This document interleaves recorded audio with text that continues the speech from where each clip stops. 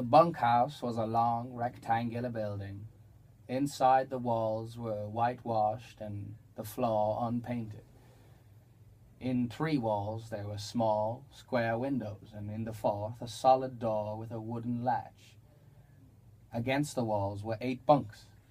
5 of them were made up with blankets, and the other 3 showing their burlap ticking. Over each bunk there was nailed an apple box with the opening forward so that it made 2 shelves for the personal belongings of the occupant of the bunk.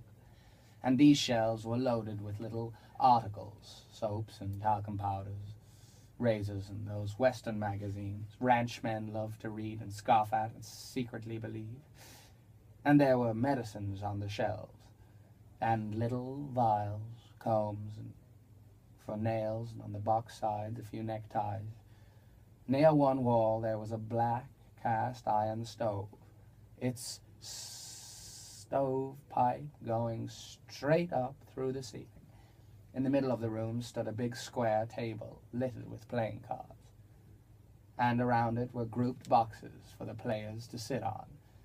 At about 10 o'clock in the morning, the sun threw a bright dust-laden bar through one of the side windows, and in and out of the beam flies shot like rushing stars.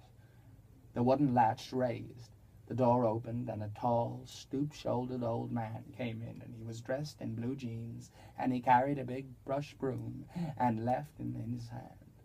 Beside him came George, and behind him, Lenny.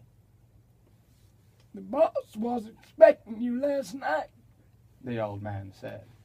"He was sore as hell when you wasn't here to go out this morning for work." He pointed with his right arm, and out of the sleeve came a round, stick-like wrist, but no hand. "You can have them 2 beds there," he said, indicating 2 bunks near the stove. George stepped over and threw his blankets down on the burlap sack. He looked into his box shelf and picked a small yellow can from it.